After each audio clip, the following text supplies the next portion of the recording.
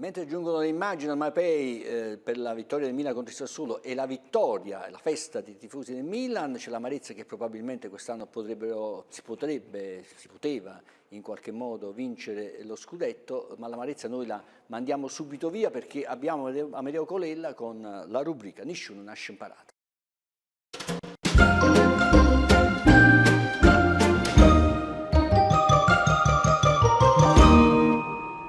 Secche, chiattilli, pidocchi, cavallette. In lingua napoletana non sono solo insetti, ma diventano persone. Persone che forse conosci.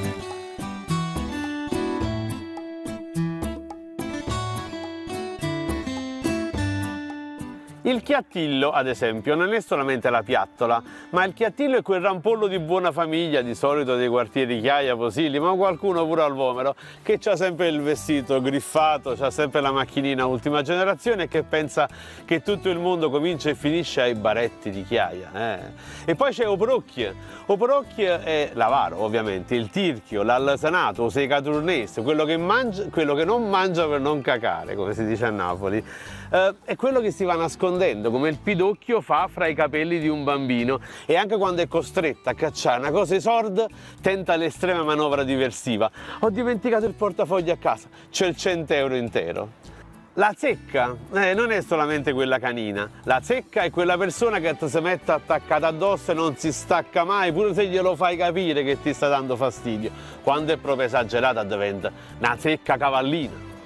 La sanguetta non è solo la sanguisuga, a Napoli è anche l'usuraio, quello che era il denaro con interesse, quello che campa sulle spalle degli altri e succhia il sangue della povera gente. O pappace è la farfallina parassita della pasta, ma a Napoli è simbolo proprio di scemità, quando uno tiene i pappace in capo. Però nello stesso tempo questa farfallina in lingua napoletana è anche simbolo di grande tenacia.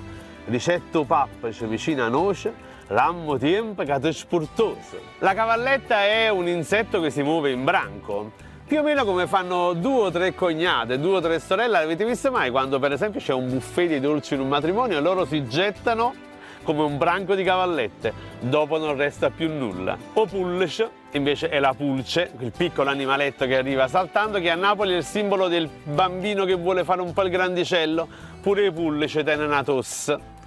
La pimice, pimmace invece, è la cimice, quel traditore che fa finta di essere amico tuo, pimmice canapè, il quale vive nel tuo divano. Non solo vive con le tue risorse, ma quando è il momento ti dà pure il pizzicotto. Pimmace è un termine che fu utilizzato da Edoardo De Filippo nel 1931, quando scrisse la versione originale di Natale in Casa Cupiello, la famosa scena del caffè. Con c'è, su caffè sapi pimmace.